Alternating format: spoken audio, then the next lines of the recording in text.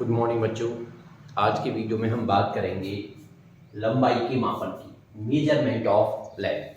देखिए, वास्तव में इस चैप्टर में तीन चीज़ों का मेजरमेंट होता है। पहला लेंथ, दूसरा मास और तीसरा टाइम। इस चैप्टर में जो टॉपिक है वो measurement of length, mass and time. लेकिन मास के मेजरमेंट और टाइम के मेजरमेंट से कभी कोई क्वेश्चन नहीं बनता, न तो 11th लेवल पे कभी क्वेश्चन बनता है और ना कंपटीशन लेवल पे, इसलिए हम इसकी बात नहीं कर रहे। और मेजरमेंट ऑफ लेंथ पर कंपटीशन में भी क्वेश्चन बनता है और 11th लेवल पर भी इससे क्वेश्चन पूछ लिया जाता है। तो हम बात करते हैं मेजरमेंट ऑफ लेंथ की, लंबाई के मापन की। अब जब बात लंबाई के मापन की आती है तो लंबाइयों में मापन जो है वो दो तरीके का होता है। पहला छोटी दूरियों का मापन, small distance, measurement of small distance, और दूसरा लार्ज डिस्टेंस।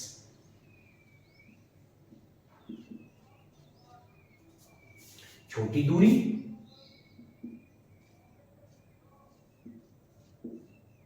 और बड़ी दूरी। तो छोटी दूरियों का मापन और बड़ी दूरियों का मापन। देखिए, स्मॉल डिस्टेंसों का जो मेजरमेंट होता है वो दो तरीके से होता है, एक डायरेक्ट मेथड और एक इनडायरेक्ट मेथड।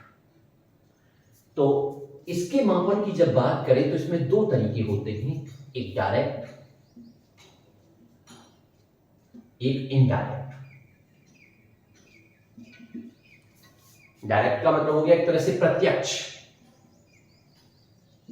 विधि और दूसरा अप्रत्यक्ष विधि।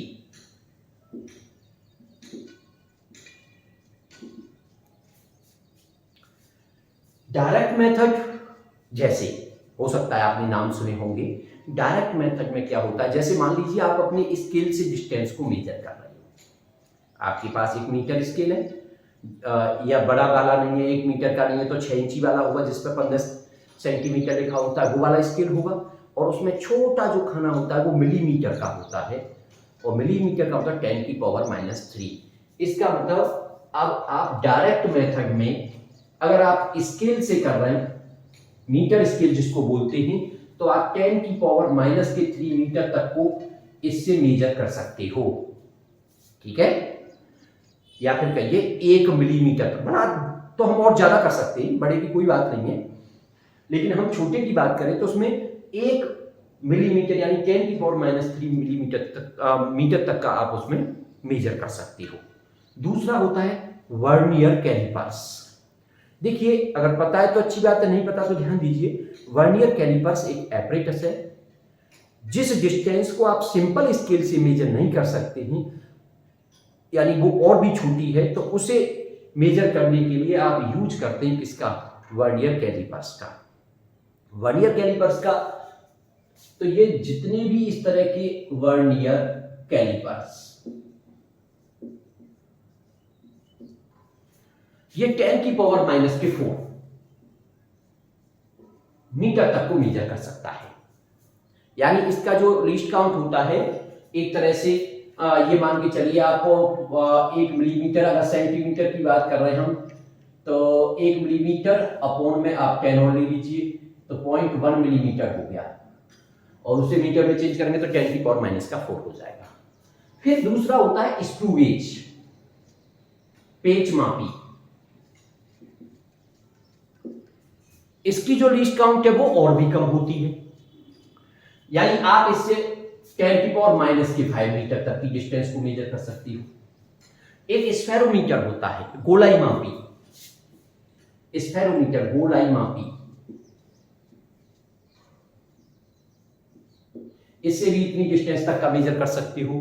तो कुल मिलाकर के हम छोटी डिस्टेंसों की अगर बात करें तो उसकी प्रत्यक्ष विधि में ये 4 चीजें हैं। 4 में से सिंपल स्केल वाला आप अपने घर बैठ के कभी भी कोई डिस्टेंस मेजर कर ही सकते हो। अब रह गई ये 3, वर्नियर कैलिपर्स, पेच मापी और गोलाई मापी, ये तीनों ही प्रैक्टिकल हैं। तो ये तीनों प्रैक्टिकल हैं और प्रैक्टिकल के टॉपिक को बिना एपरेटस के समझाना थोड़ा मुश्किल होता है, आपको भी उसमें बोरियत आएगी। इसलिए मैं इन तीनों के अलग से वीडियो बनाऊंगा बाद में, जो प्रैक्टिकल वाले वीडियोज में जब डालूंगा तो उनमें इनको कंसीडर करेंगे, उसमें शामिल करेंगे। लेकिन छोटी दूरियों को नापने के ये प्रत्यक्ष विधियां होती हैं जिससे आप छोटी दूरी को माप सकते हो। अप्रत्यक्ष विधि में क्या होता है, ये ऐसी डिस्टेंसों की बात की जाती है जो हमें आंख से भी नहीं दिखती, यानी एटम का साइज। भाई एटम के साइज की बात करते हैं, परमाणु के आकार की बात करते हो आप, परमाणु का आकार, और उसकी बात करते हो वो 10⁻⁻10 मीटर के ऑर्डर का होता है। अब जब जो दिख ही नहीं रहा है तो उसे डायरेक्ट मेथड से भाई आप कैसे मेजर कर पाओगे, तो उसके लिए यूज करते हैं अप्रत्यक्ष विधि, इनडायरेक्ट मेथड्स। तो इसकी बात भी हम करेंगे बाद में, लेकिन आज का जो वीडियो है हमारा वो मेनली है लार्ज डिस्टेंसों के लिए। तो आज के वीडियो में हम जो बात करने वाले हैं, बड़ी दूरियां जितनी भी मेजर की जा सकती हैं उनको कैसे मेजर करते हैं, उससे संबंधित प्रॉब्लम कैसी आती है, और उन सबको हमें समझना होगा। हाँ, एक चीज मैं क्लियर कर दूं, कंपटीशन में जो ज्यादातर क्वेश्चन बनता है वो इन दो से बनता है, वर्नियर कैलिपर से और पेच मापी से। नीट में, आईआईटी वगैरह में जो क्वेश्चन बनता है वो अक्सर इन दोनों टॉपिकों से क्वेश्चन बनता है। इसलिए इनको जब हम प्रैक्टिकल वाला टॉपिक लेकर के आएंगे उस समय इन दोनों को उसमें बहुत अच्छी तरह से हम बताएंगे, जिससे कि आपका क्वेश्चन पूरी तरह से तैयार हो जाए। तो चलिए अब हम बात करते हैं लार्ज डिस्टेंस की, बड़ी दूरियों की।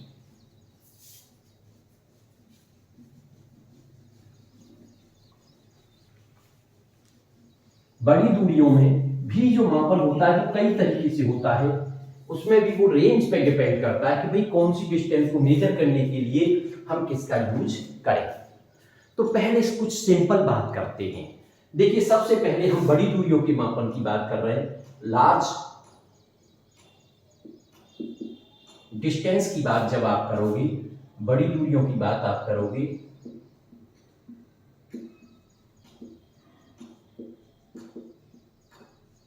बड़ी दूरियों के मापन की बात करेंगे तो सबसे पहले हम लेते हैं रिफ्लेक्शन मेथड। रिफ्लेक्शन का मतलब परावर्तन विधि, रिफ्लेक्शन।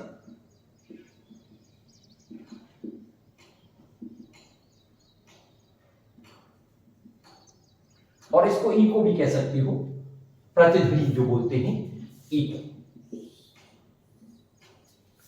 देखिए, बड़ी दूरियों को नापने के लिए चाहे कोई भी मेथड हो, फॉर्मूला केवल आपके दो ही होंगे। दिमाग में बिठा लीजिए इस बात को कि बड़ी दूरियों को जब भी आप नापेंगे, चाहे कोई भी मेथड हो, नॉर्मली जो फॉर्मूला होंगे वो आपके दो ही होंगे। पहला फॉर्मूला चाल बराबर दूरी बटे समय, यानी speed is equal to distance upon time. पहला फॉर्मूला ये यूज होगा। और दूसरा, एंगल इज इक्वल टू, कोण बराबर चाप बटे त्रिज्या। Angle is equal to arc upon radius, ये वाला। हाँ, और एक इंपॉर्टेंट बात और थी जो मैंने आपको बताई थी इस फॉर्मूले को जब पढ़ाया था मैंने डायमेंशन वाले में, जब एंगल, कोण और घनकोण टॉपिक आए थे, तो मैंने एक चीज आपको बताई थी कि जब भी इस फॉर्मूले को यूज करें तो थीटा किस में होना चाहिए, रेडियन में। अगर आपने थीटा को डिग्री में लगा दिया तो क्वेश्चन गलत हो जाएगा। तो देखिए, बड़ी दूरियों को मापने के जितने भी मेथड्स हैं, जितने भी तरीके हैं, सब में इन दोनों में से ही कोई ना कोई फॉर्मूला लगने वाला है, या फिर ट्राइएंगुलेशन मेथड जो होता है, ट्रिग्नोमेट्री का जो यूज करके हम करते हैं, उससे आप उसको देख सकते हैं। तो चलिए पहले रिफ्लेक्शन मेथड की बात करते हैं, इको की बात करते हैं। इसमें लिखाने वाला कुछ नहीं है, केवल समझने की चीज है, तो आप थोड़ा सा ध्यान से वीडियो देखें और अच्छी तरह से बस समझने की कोशिश करें कि दूरियों को नापा कैसे जाता है, मेजर कैसे किया जाता है। तो सबसे पहले बात कर रहे हैं इको वाले पे। इको का मतलब क्या होता है कि हमने कोई वेव्स भेजी, मान लो हमने आवाज की, और आवाज किसी बड़ी बिल्डिंग से या किसी मीनार से या किसी पहाड़ से टकरा करके लौट के आ रही है, और हम देखना चाहते हैं कि भाई वो कितनी दूर है, जो हिल है वो कितनी दूर है यहाँ से, या फिर जो बड़ी बिल्डिंग है जिससे आवाज रिफ्लेक्ट होकर के लौट रही है वो कितनी दूरी पर है, उस डिस्टेंस को हम मेजर करना चाहते हैं। सपोज करिए ये कोई हिल है, ये बहुत बड़ी कोई हिल है और आप यहाँ पर खड़े हुए हैं, ये आपसे काफी दूर है और आप यहाँ से यहाँ तक की डिस्टेंस को मेजर करना चाहते हैं। अब आप क्या करोगे, आपने किसी भी तरह की एक साउंड प्रोड्यूस की, आपने एक साउंड प्रोड्यूस की। सपोज करिए आपने किसी गन से फायर किया हिल की तरफ करके और आपने फायर किया। फायर करोगे, इसका मतलब जैसे ही आपने फायर किया तुरंत घड़ी से हम टाइम मेजर करना शुरू कर देंगे। यानी आपने स्टॉप वॉच को क्या कर दिया, स्टार्ट कर दिया और टाइम को काउंट करना आपने शुरू कर दिया। अब क्या होगा, जो बुलेट जा रही है, जो गोली जा रही है, उससे हमें कोई लेना देना नहीं है, लेकिन जब बंदूक चली तो आवाज हुई और अब वो जो साउंड है वो इसकी तरफ जा रही है और साउंड इस हिल से, ये हिल है या फिर कोई बड़ी बिल्डिंग है, तो साउंड इस हिल से टकराएगी और टकराने के बाद लौट करके आएगी और हम ये भाई हमें और हम उस आवाज को फिर से सुनेंगे। भाई गई और लौट के आई और फिर से हमने उसको सुना, इसको कहते हैं इको, प्रतिध्वनि। साउंड गई और लौट के आई। मान लीजिए यहां से यहां तक की डिस्टेंस जो है वो x है, तो वास्तव में कुल दूरी कितनी तय की इसने, भाई गई और लौट के आई, तो टोटल जो डिस्टेंस हो गई, जो दूरी हो गई, वो हो गई आपकी 2x। टाइम घड़ी लगाई, आवाज जब गन चलाई उस समय घड़ी को स्टार्ट किया और जब दोबारा से प्रतिध्वनि लौट के आई तब तक का टाइम नोट कर लिया, वो मान लो टाइम है आपका t। तो समय कितना हो गया t। इसका मतलब 2x और t क्या भेजा, साउंड।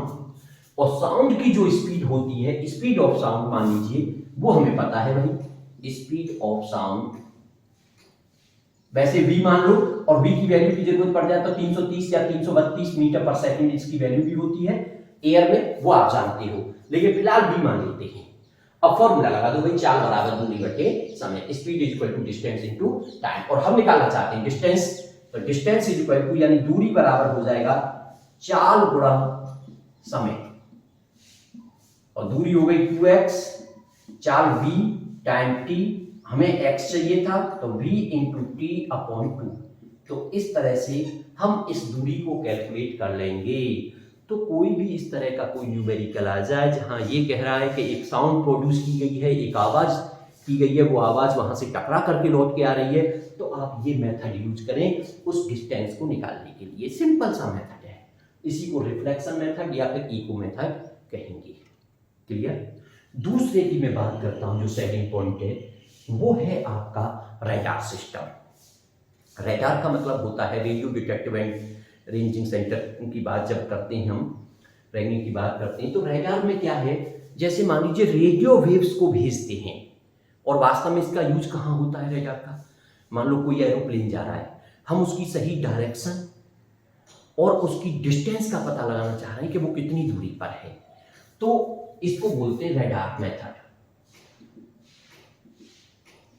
Radar method. मान लीजिए कोई एरोप्लेन ऐसे करके ये उड़ करके जा रहा है, एरोप्लेन, ये एरोप्लेन उड़ रहा है और आप इस जगह पर हो, तो आप क्या करेंगे, आप यहां से रेडियो वेव्स भेजोगे। वो हमारे पास सिस्टम होता है रेंज को ट्रांसमिट करने का और रिसीव करने का। हमारे पास ट्रांसमीटर रिसीवर सब पूरा सिस्टम लगा हुआ है, वेव्स ट्रांसमिट हो जाएगी और जब टकरा के लौटेगी तो रिसीव भी हो जाएगी। हमने मान लिया किसी भी समय पर जो वेव्स है, जो सिग्नल आपने भेजी, जो रेडियो वेव्स भेजी, रेडियो वेव्स हम भेज रहे हैं और वो रेडियो वेव्स इससे टकराई और टकराने के बाद जब लौट करके आई तो उनको फिर से आपने क्या कर लिया, रिसीव कर लिया। और साथ के साथ ऑटोमेटिकली यहाँ पे वॉच लगी हुई है जो कि टाइम को भी मेजर कर लेती है। तो पहली बात, मान लीजिए इसकी डिस्टेंस x है तो टोटल दूरी फिर से क्या हो जाएगी, दूरी बराबर हो जाएगी 2x, क्योंकि वेव गई और वेव लौट के आई, तो डिस्टेंस कितनी हो गई 2x। टाइम, मान लीजिए उस टाइम को आपने मेजर कर लिया, टाइम की, भाई यहां भी टाइम आपने मेजर किया था, टाइम की वैल्यू है आपके पास, v की वैल्यू है, स्पीड ऑफ साउंड, और x को निकाल दिया। ऐसे यहां पर है, बस डिफरेंस ये है कि यहां साउंड वेव जा रही थी, लेकिन यहां कौन सी वेव जा रही है, रेडियो वेव्स। और रेडियो वेव्स होती है इलेक्ट्रोमैग्नेटिक वेव्स, और जितनी भी इलेक्ट्रोमैग्नेटिक वेव्स होती हैं, चाहे वो कोई भी हो, चाहे वो लाइट हो, रेडियो वेव्स हो, माइक्रोवेव्स हो, सबकी स्पीड होती है speed of light c equal to 3 into 10⁸ metre पर सेकेंड। ये स्पीड होती है सबकी। तो अब क्या करेंगे भाई, टाइम मेजर हो गया, डिस्टेंस को 2x मान लिया, स्पीड हो गई c, तो c equal to 3 into 10⁸ metre पर सेकेंड। अब फॉर्मूला चाल बराबर दूरी बटे समय, वही एक फॉर्मूला है। तो चाल बराबर दूरी बटे समय, तो दूरी इक्वल टू क्या हो जाएगा, चाल गुणा समय। अब दूरी 2x, चाल कितनी है c इंटू टी, और हमें x चाहिए तो ct/2 आ गया ना। अब क्या है, c की वैल्यू आप जानते हो भाई, लाइट रडार का मतलब रेडियो वेव्स का यूज कर रहे हो, रेडियो वेव्स की स्पीड ऑफ लाइट के बराबर, वैल्यू पता है, टाइम मेजर कर लिया, 2 का डिवाइड कर दिया, डिस्टेंस निकल करके आ गई। तो रिफ्लेक्शन मेथड और रडार दोनों एक ही तरीके का है, एक ही फॉर्मूला यूज हो रहा है। तो इन चीजों को समझने की कोशिश करो। अगर कभी कोई न्यूमेरिकल इस तरह का रहा है कि हवाई जहाज जा रहा है, यहाँ से अपनी रेडियो वेव्स भेजी, टकरा के लौट के आई, इतना टाइम लगा, तो बताइए कितनी दूरी पर है, तो आप इससे कैलकुलेट कर सकते हैं। नेक्स्ट पॉइंट की मैं बात करता हूँ, लेजर। लेजर या लेसर उसको बोल देते हैं। लेजर में क्या है, लेजर भी लाइट सिग्नल की तरह, यानी उसकी स्पीड भी क्या है। पहली बात तो हम ये कहें, लेजर का मतलब ये होता है वो यूनिडायरेक्शनल और हाईली कोहेरेंट बीम होती है। लेजर जो है यूनिडायरेक्शनल का मतलब एक पर्टिकुलर डायरेक्शन होती है और हाईली कोहेरेंट होती है। अब हम बात कर रहे हैं लेजर में,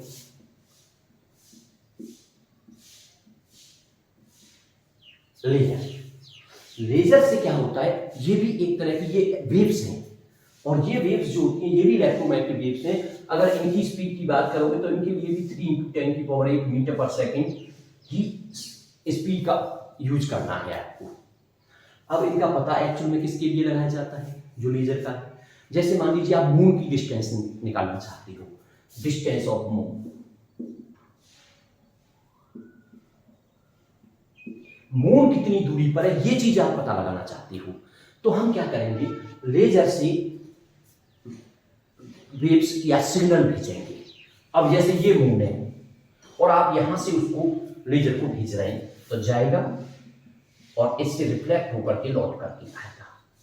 मान लो इसकी डिस्टेंस को आप x मान रही थी, तो आने में भी, जाने में x और लौट के आने में x, तो टोटल डिस्टेंस हो गई, कुल दूरी हो गई आपकी फिर से वही 2x, और टाइम को आपने मेजर कर लिया। अब ये भी एक सिग्नल है, ये भी ट्रांसमिट होगा फिर रिसीव होगा, वो आपके पास लगा हुआ है एंटीना, ट्रांसमिट वाला भी और रिसीविंग वाला भी। तो आप टाइम को मेजर कर लोगे, मान लो वो समय जो क्या है, समय आपने नोट किया, मान लो t है, और चाल स्पीड जो है, चाल जो है c है, जिसकी वैल्यू है 3 इंटू 10⁸ मीटर पर सेकेंड, और फिर से वही फॉर्मूला लगा दोगे, चाल बराबर दूरी बटे समय। लेकिन ध्यान थोड़ा सा रखना है कि जो रेडियो वेव्स 3000 का यूज कर रहे थे हम, रेडियो वेव्स को भेज करके एरोप्लेन की पोजीशन के लिए हम मून की डिस्टेंस निकाल रहे हैं, तो वो लेजर से निकाल रहे हैं, थोड़ा ध्यान रखने वाली बातें हैं।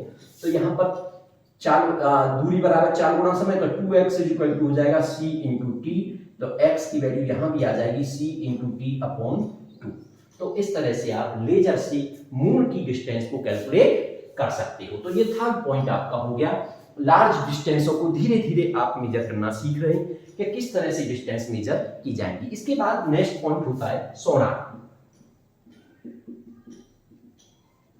सोनार, ये वर्ड सुना होगा आपने, ये पानी के अंदर जो चीजें होती हैं उनसे संबंधित होता है, जो सबमरीन्स वगैरह होती हैं, या मान लीजिए वाटर के अंदर, ये कोई वाटर है, समुद्र है, और समुद्र के अंदर कोई चीज है, मैरीन, सबमरीन, या कोई स्टोन पड़ा हुआ है, यहां पर मान ली कोई चीज पड़ी हुई है, और अब आप उसकी डेप्थ का पता लगाना चाहते हो कि कितनी गहराई पर है, या पनडुब्बी जो चल रही है वो कितनी दूरी पर है, कहां पर है, उसका पता लगाना चाहते हैं। तो यहां पर हम जो यूज करते हैं वो अल्ट्रासोनिक वेव्स यूज करते हैं। कौन सी वेव्स यूज करते हैं, वेव्स का विशेष ध्यान रखना होता है, अल्ट्रासोनिक।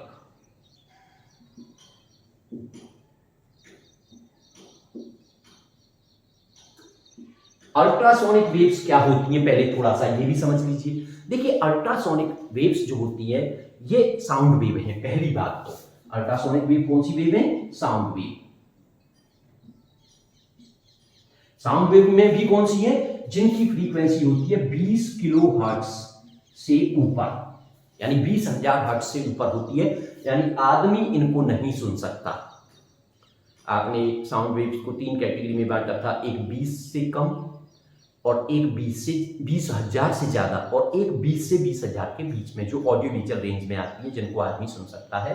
तो ये आदमी को सुनाई नहीं देती, ये अल्ट्रासोनिक वेव्स हैं। तो इसमें क्या करते हैं हम, अच्छा अब बात आएगी इसकी स्पीड की, तो इसकी स्पीड वही होगी जो साउंड वेव की स्पीड होती है। तो स्पीड v इक्वल हो जाएगी 332 मीटर पर सेकंड।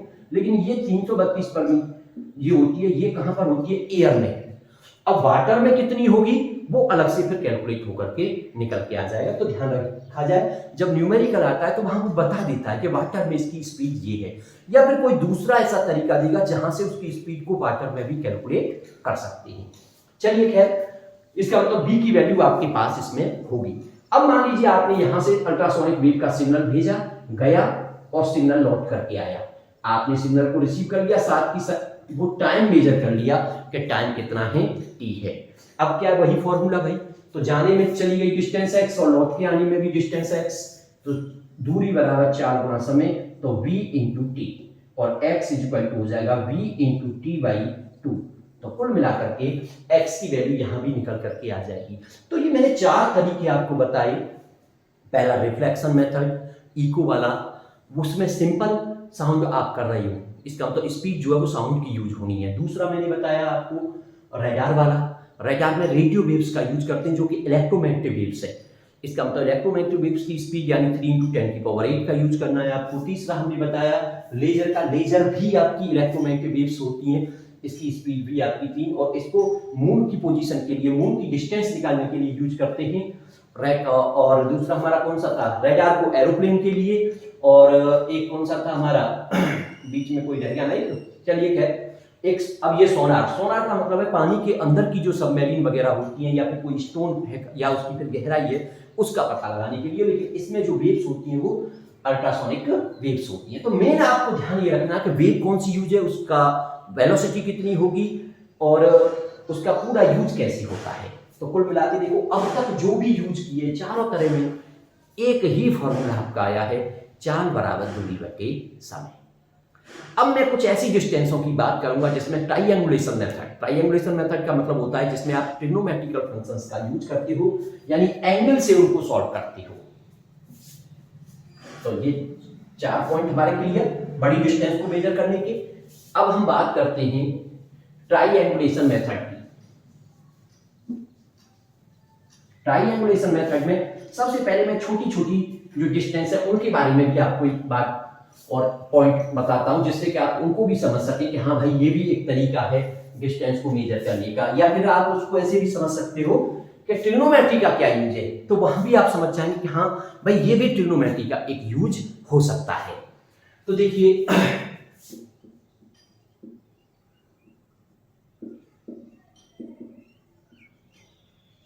ट्राइएंगुलेशन मेथड, सबसे पहले पहला पॉइंट में बड़ा सिंपल सा पॉइंट एक ले रहा हूं। मान लो कोई एक टावर है, एक मीनार है, और आप मीनार की हाइट को, तो पहले पॉइंट में हाइट ऑफ ए टावर, किसी टावर की हाइट निकालना चाहते हो आप। अब मान लीजिए ये टावर है, ये टावर है सर। अब टावर की हाइट हमें निकालनी है, अब उस पर हम चढ़ तो सकते नहीं, तो फिर कैसे मेजर किया जाएगा, तो हम उससे कुछ दूरी पर यहां आकर के यहां पर आ गए और इस दूरी को चल के आएंगे, तो ये दूरी हम मेजर कर लेंगे, क्योंकि ये दूरी जमीन पर होगी। हम स्केल लेकर के या मीटर लेकर के, मीटर स्केल जो आता है बड़े वाला, उससे इसको क्या कर लेंगे, इसे मेजर कर लेंगे। तो ये हमारे पास पता होगी कि ये कितनी है। इसके बाद मान लीजिए इसकी हाइट को हम h कह रहे हैं, इसकी हाइट h है और h की वैल्यू को ही हमें कैलकुलेट करना है। अब हमारे पास क्या होता है, एक इस तरह का एपरेटस होता है जिसको बोलते हैं सेक्सटेंट।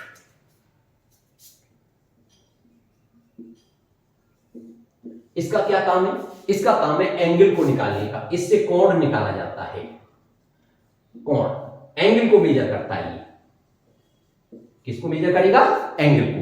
तो यहां से इस जगह से जिसकी डिस्टेंस को हमने मेजर कर लिया, अब हम इस मीनार के पॉइंट पे इसको फोकस करते हुए और इस एंगल को मेजर कर लेंगे कि भाई ये एंगल कितना बन रहा है। मान लो एंगल बन रहा है आपका थीटा, समझ रहे हैं ना। यानी एंगल को मेजर कर लेंगे। ऐसे समझ लो कोई टेलीस्कोप में कुछ सिस्टम ऐसा लगा होता है हॉरिजॉन्टल लाइन और ऐसे घूमती हुई वर्टिकल लाइन पर प्लेन करके, और ये एंगल मेजर हो जाता है उस पे सर्कुलर स्केल पे, ठीक है ना। तो ये एंगल मेजर कर लिया आपने। अब एंगल आपके पास आ गया, एच निकालनी है, एक्स है, टेन लिख दो भाई ट्रिग्नोमेट्री में। तो टेन थीटा क्या होता है, tan theta is equal to H upon X. X तो तुम्हारे पास है, एच निकालना था, तो एच इज इक्वल टू हो गया एक्स टेन थीटा। अब देखिए एक्स आपके पास है, थीटा आपके पास है, इसका मतलब एच को कैलकुलेट करके आप ले आओगे। हाँ, यहां एक चीज और मैं कहूंगा, कभी कभी ऐसा होता है कि मीनार तो खड़ी है या कोई बहुत बड़ा पेड़ खड़ा है, उसकी हाइट आपको निकालनी है, लेकिन आप उसके पास तक नहीं जा सकते हो, यानी ये वाली डिस्टेंस को आप मेजर नहीं कर सकते। बीच में मान लो कोई नदी है, कोई नहर है बीच में, जैसे ये मान लीजिए सेकंड जब हम बात कर रहे हैं कि ये एक मीनार है, इसकी हाइट है एच, नाम दे दिया ए बी, और एच हाइट की कोई मीनार है। अब क्या है, इसके बीच में कोई रिवर है। अब रिवर होगी तो भाई उसको ये वाली डिस्टेंस कैसे मेजर करेंगे, ये वाली डिस्टेंस मेजर नहीं कर सकते हम। तो फिर क्या करते हैं ऐसे केस में, फिर भी हम इसकी हाइट निकाल सकते हैं। ऐसे केस में क्या करते हैं, जहां पर नदी खत्म हो रही है, मान लीजिए इसके इधर कहीं भी नदी यहां तक है, यानी इस डिस्टेंस को हम मेजर नहीं कर पा रहे, कोई बात नहीं है। तो अब यहां ये हम इस पॉइंट पर हैं, सी पॉइंट पर हैं हम, तो पहले सी पॉइंट से क्या करेंगे, इसके लिए एंगल मेजर कर लेंगे, फोकस करके इसको, और सी पॉइंट का एंगल निकालेंगे। मान लो एंगल आ गया थीटा वन, ठीक है ना, एंगल थीटा वन आ गया। अब क्या करेंगे, अब हम पीछे की तरफ कुछ डिस्टेंस चलेंगे, एक्स डिस्टेंस चले, और मान लो आ गए हम किस पॉइंट पे, डी पॉइंट पे आ गए। तो अब इसको तो मेजर कर सकते हैं ना हम, क्योंकि भाई हम वहां खड़े थे, वहां से इस साइड में चले पीछे की तरफ, तो ये डिस्टेंस हमारे पास है, इसकी वैल्यू को हम मेजर कर सकते हैं। फिर से दोबारा से उसको फोकस करके और फिर से एंगल मेजर कर लेंगे उसके टॉप पर। ये एंगल फिर से मेजर कर लिया आपने, मान लिया कितना आ गया, थीटा टू। अब तुम्हारे पास तीन चीजें हैं, ये एक्स है, थीटा टू, थीटा वन, और एच आपको निकालना है।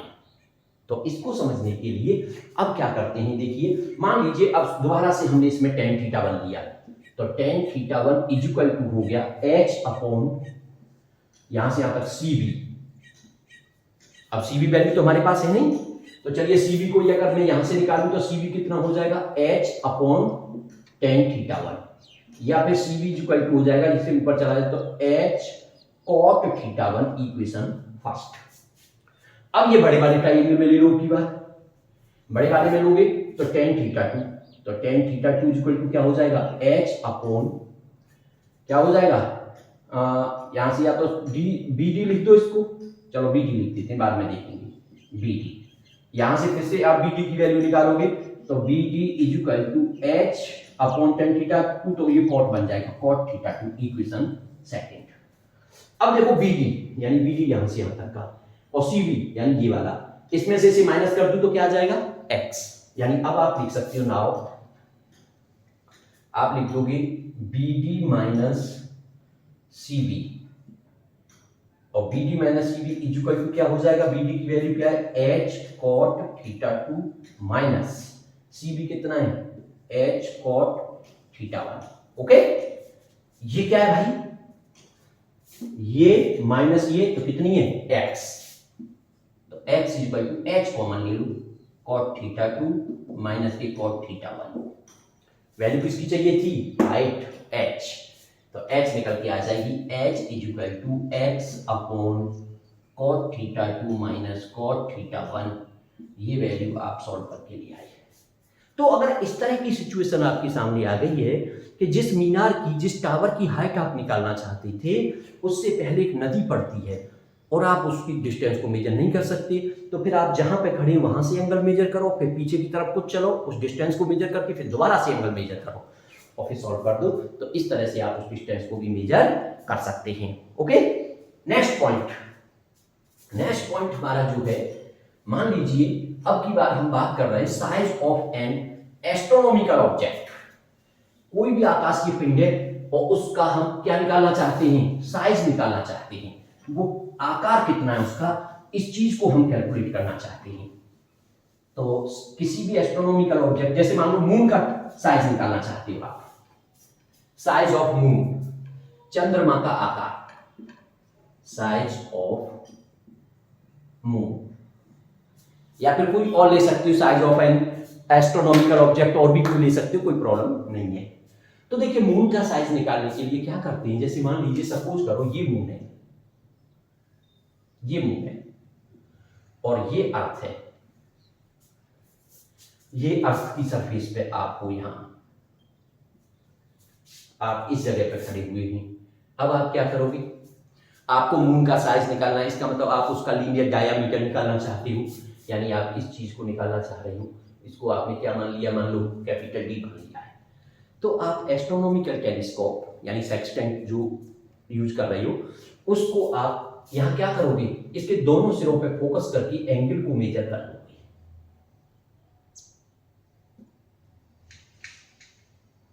ऐसे करके एंगल को मेजर कर लोगे, तो ये एंगल आपको पता चल जाएगा कि ये एंगल कितना है, मान लो थीटा। अब इस डिस्टेंस को क्या मान लिया, यहां से यहां तक की ये डिस्टेंस आपकी मान लो क्या है, एस है, और ये दूरी आपको पहले से पता है, कहां से आई, लेसर वाली टॉपिक से, यानी लेसर वाली टॉपिक से आपने इस डिस्टेंस को मेजर कर लिया पहले ही, तो एस आपके पास है और एंगल अब आपके पास आ गया। आप इस डायमीटर को लाना चाह रहे थे। देखिए एक्चुअल में होता क्या है, टेलीस्कोप में ये एंगल बहुत छोटे बनते हैं, 1 डिग्री, 0.5 डिग्री, 0.25 डिग्री, इतने छोटे एंगल बनते हैं, और फिर आपको इसमें रेडियन में लेना है तो और भी छोटे हो जाते हैं। तो जब ये और छोटे हो जाते हैं तो ये वाली डिस्टेंस, एक्चुअल में क्या होता है, जब टेलीस्कोप में इसका इमेज बनेगा तो ये एक डिस्क की तरह बनता है, एक छोटी डिस्क बनती है। अब जब छोटी डिस्क होती है तो इसकी डायमीटर को एज ए आर्क यूज कर सकते हो, यानी आप यहां फॉर्मूला यूज कर सकते हो, angle is equal to arc upon radius. तो आप यहां theta is equal to use कर सकते हो, angle is equal to arc को डी यूज कर लेंगे अपॉन रेडियस एस, लेकिन मैं क्या निकालना चाहता था, डी, तो डी इज इक्वल टू हो जाएगा थीटा इंटू एस। अब एस आपके पास है, पहले से पता है, लेकिन थीटा का ध्यान रखना, थीटा की वैल्यू तो है लेकिन रेडियन में होना चाहिए। अगर आपने इसको डिग्री में लगा दिया तो ये क्वेश्चन गलत हो जाएगा। बार बार मैं कहता हूं इस चीज को, जब भी आपको angle is equal to arc upon radius वाला फॉर्मूला यूज करना है तो आपको वहां पर थीटा को रेडियन में लेना है। तो देखो कितना सिंपल हो गया, साइज ऑफ मून निकालना, ठीक है ना। तो इस तरह से आप किसी भी एस्ट्रोनॉमिकल ऑब्जेक्ट का क्या निकाल सकते हो, साइज निकाल सकते हो। चलिए नेक्स्ट, इससे बहुत दूर की जो ऑब्जेक्ट होती है उनके साइज नहीं निकाले जा सकते। कोई ऑब्जेक्ट बहुत ज्यादा दूर है, उसका साइज अगर आप निकालने की कोशिश करोगे तो ये टेलीस्कोप में इसका जो इमेज बनता है ना, ये जो इमेज बनता है ये डिस्क जैसा बनता है, लेकिन फिर क्या होता है, वो केवल एक पॉइंट जैसा बन जाता है, और जब पॉइंट जैसा बनेगा तो ऑब्जर्वर पे जो पॉइंट होगा वहां उसका एंगल नहीं बन पाता, इसलिए बहुत ज्यादा दूर की ऑब्जेक्टों का साइज हम इससे नहीं निकाल पाते। चलिए नेक्स्ट बात करते हैं, और अब जो हमारा टॉपिक है, लास्ट टॉपिक है, और वो 11th में कभी कभी पूछ लिया जाता है, हालांकि इसको भी पूछ लेते हैं, बड़ा सिंपल टॉपिक है, कोई ऐसी दिक्कत नहीं, दो ही फॉर्मूले भाई मैंने आपको बता दिया, तो 4 बराबर दूरी बटे समय यूज होना या angle is equal to arc upon radius use होना है। तो दूसरा है पैरेलैक्स मेथड।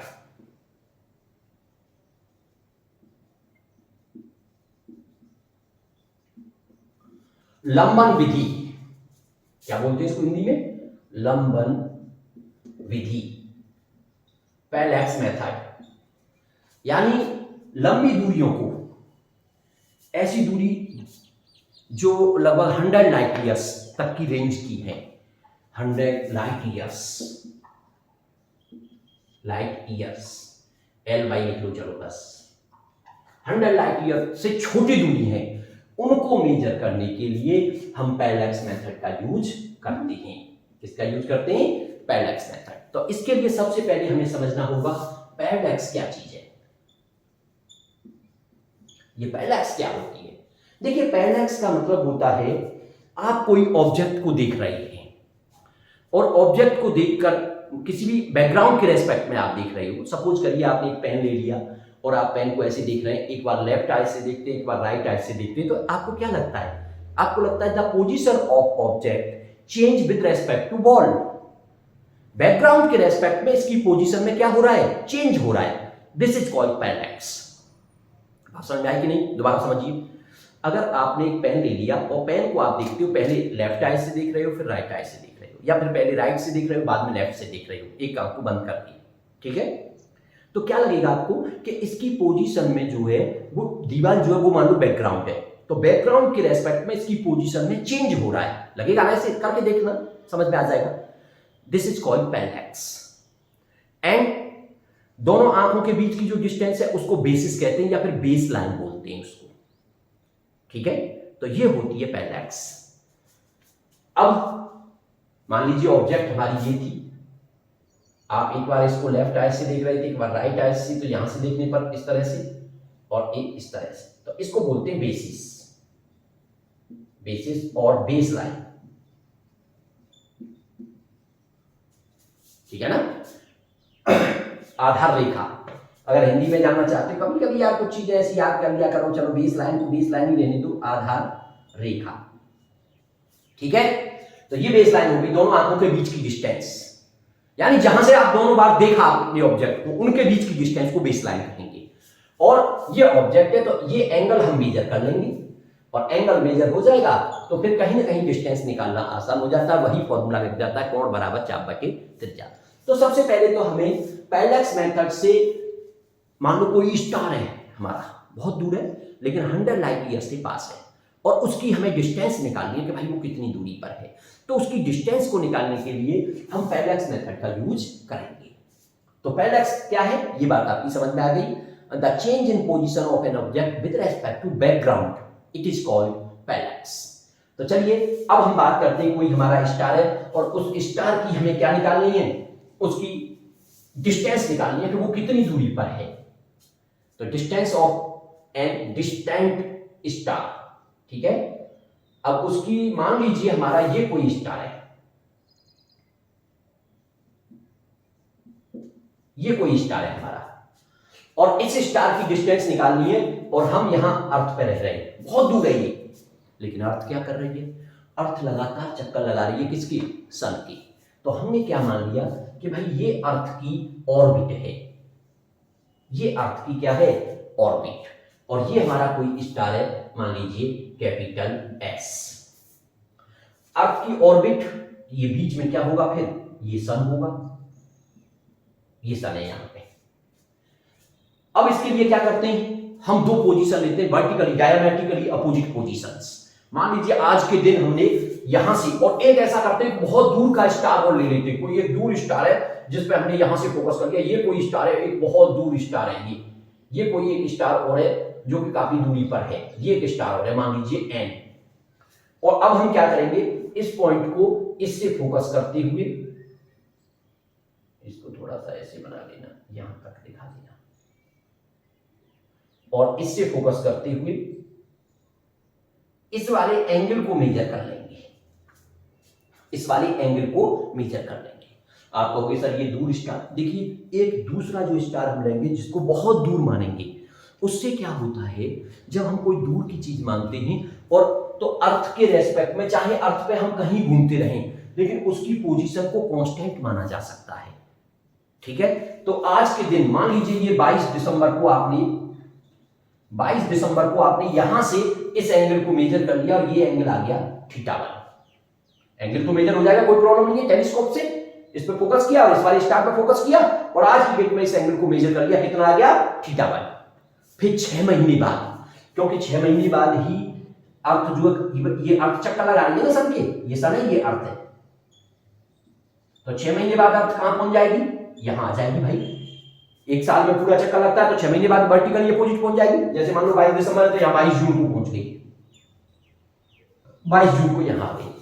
अब क्या करेंगे, फिर से उसी स्टार का बनाएंगे, लेकिन उसे यहां दिखाने के, ये तो यहां पास में है इसलिए यहां दिख रहा है, यहां दिखाने की जरूरत नहीं है, लेकिन इसकी पोजीशन में कोई चेंज नहीं होता है, इसलिए यही स्टार हमारा अगर एंगल मेजर करेंगे तो वो ऐसे दिखेगा, जैसे यहां पर है क्या, तो यहां से इसका एंगल मेजर कर लिया जाएगा, इस तरह से, ये एंगल इस तरह से मेजर कर लिया जाएगा, और इस एंगल को दोबारा से आप नोट कर लेंगे, मान लो ये आ गया θ2।